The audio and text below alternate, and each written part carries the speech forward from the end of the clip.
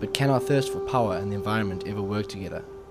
Dr. Cambray thinks so, and he is setting up a team that plans to build a wind farm just outside Grahamstown. In my perspective, I think a wind farm is quite beautiful, and it is a sign that we're becoming part of our environment. What I did is I networked all the landowners around here. I got them to the table, and I've sensitized the community to the fact that the project was going to happen. Waainek, which translates to Windy Corner, is the proposed site for the wind farm. But to go ahead, the project must pass an environmental impact assessment report. Dr. Kevin Whittaker-Jones is in charge of conducting that report. He explains what concerns about the wind farm must be taken into account. I mean, standard things like the visual impacts, what does it do? Because obviously these structures are fairly large and they're noticeable from some distance away.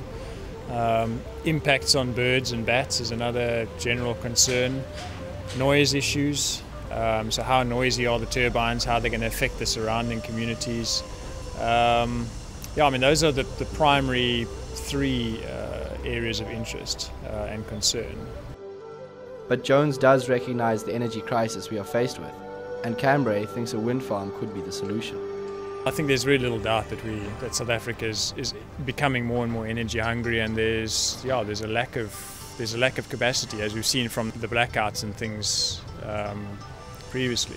Generally, because we're a residential town and a learning town, our power demand follows what humans need. We don't have industries. And so wind farm is an ideal power source for that type of setup, because the use of power maps exactly when you have wind.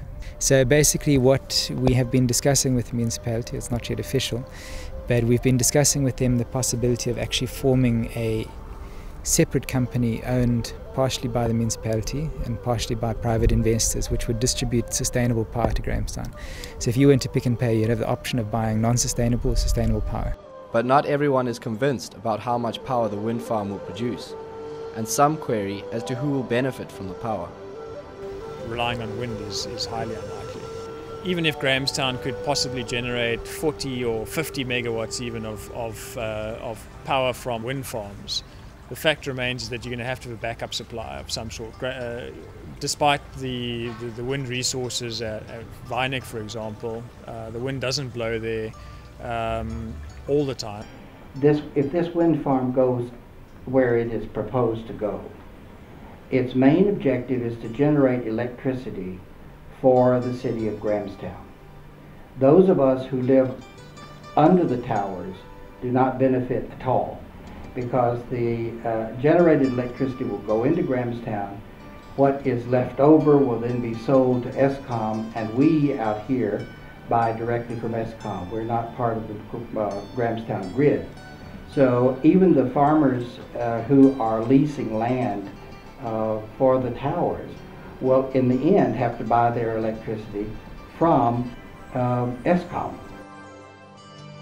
Other than for wind, Cambray likes the site for several other reasons. The thing with this site is that it impacts a very, very small number of people. It is one of the least harming wind farm sites being developed in South Africa currently. A lot of this is about, the community acceptance, and although we have got one or two people that are opposed to the wind farm, I have, in my personal speaking to people, I've found that it must be 95% or so that don't favour. We're not against the wind farm. In fact, we are very supportive of the idea of a wind farm. Our main objection, or main concern, I should say, our question is that we were not part of the consultation at the very beginning. From looking into the project, it seemed that the only thing people really had against greener energy is that it might not look nice.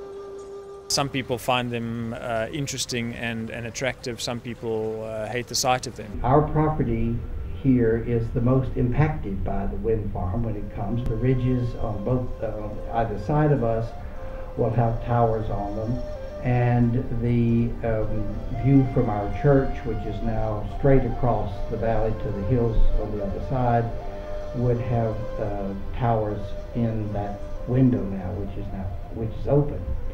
People are often worried about the site. They view the wind farm as being visual pollution.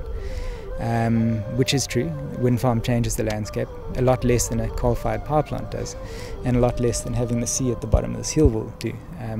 So, we have to make decisions, and obviously for us that are on this planet for quite a lot longer, our decisions are going to be very different to people that are, not going to be on the planet much longer. If authorized, the project aims to be up and running in 2 years.